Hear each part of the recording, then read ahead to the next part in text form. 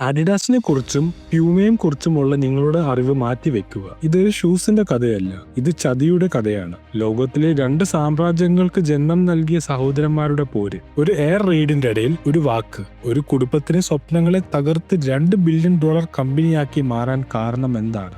ഭൂമിയിലെ പ്രശംസമായ രണ്ട് ലോഗോകൾക്ക് പിന്നിലുള്ള അവിശ്വസനീയമായ കഥ. ലോകത്തിലെ ഏറ്റവും വലിയ രണ്ട് കമ്പനികളായ അഡിഡാസും പ്യൂമയുടെ രഹസ്യ ചരിത്രത്തെക്കുറിച്ചറിയാം. ഈ രണ്ട് സാമ്രാജ്യങ്ങൾക്ക് പിന്നിലുള്ള സഹോദരന്മാരെ പരിചയപ്പെടാം. അഡോൾഫ് ആഡി ഡാസ്ലർ ആയിരുന്നു ഇളയ സഹോദരൻ. ശാന്തനായ, സൂക്ഷ്മമായ, പ്രതിഭയുള്ള ഒരു കണ്ടുപിടുത്തക്കാരൻ. ഷൂസിന്റെ ശാസ്ത്രത്തെക്കുറിച്ച് ഡീറ്റെയിൽഡ് ആയിട്ട് അറിവുള്ള ഒരു വ്യക്തി. റുഡോൾഫ് റൂഡി ഡാസ്ലർ ആയിരുന്നു മൂത്ത സഹോദരൻ. ഒരു അപകടകരമായ സെയിൽസ്മാൻ. മാർക്കറ്റ് കീഴടക്കുന്നതിൽ മാത്രം ശ്രദ്ധിച്ചു. അവർ പ്രതിഭയുടെയും അതിമോഹത്തിന്റെയും തികഞ്ഞ, ആർക്കും തകർക്കാൻ കഴിയാത്ത ഒരു ടീമായിരുന്നു.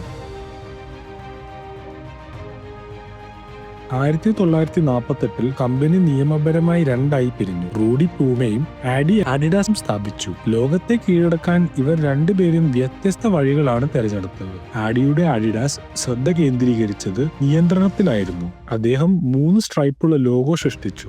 ഉൽപാദന പ്രക്രിയയിൽ നിക്ഷേപം നടത്തിക്കൊണ്ട് ഫുട്ബോളും അത്ലറ്റിക് ട്രാക്കുകൾക്കും ആവശ്യമുള്ള ഷൂസുകൾ ശ്രദ്ധിച്ചു.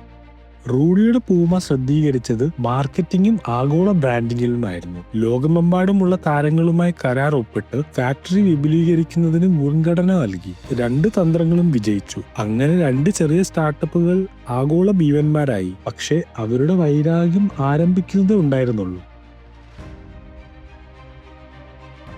ഈ വൈകാര്യം ഒരു വ്യക്തിപരം മാത്രമല്ല, ഒളിമ്പിക്സ് വേദികളിലും ഫുട്ബോൾ മൈതാനത്തും നടന്ന ഒരു ആഗോള മത്സരമായി ഇത് മാറി. 1970-കളിൽ പെലെ പാക്ട് കോർപ്പറേറ്റ് ഗൂഢാലോചനയുടെ ഈ യുദ്ധം അതിന്റെ ഉച്ചസ്ഥതയിൽ എത്തിച്ചു. ലോകത്തിലെ ഏറ്റവും വലിയ താരമായ പെലെയെ സ്വന്തമാക്കില്ല എന്ന് രണ്ട് ബ്രാൻഡും സമ്മതിച്ചു. പക്ഷേ പൂമ ആ പാക്ട് ലംഘിച്ചു. രഹസ്യ കരാർ വഴി അവരുടെ ബ്രാൻഡ് 1 ബില്യൺ ആൾക്കാരുടെ മുന്നിൽ എത്തിച്ചു. ഇന്ന് നിങ്ങൾ ആഡിഡാസ് അല്ലെങ്കിൽ പ്യൂമ ഷൂസ് ധരിക്കുമ്പോൾ ആ വൈകാര്യത്തിന്റെ പൈതൃകമാണ് നിങ്ങൾ വഹിക്കുന്നത് എന്ന് ഓർക്കുക.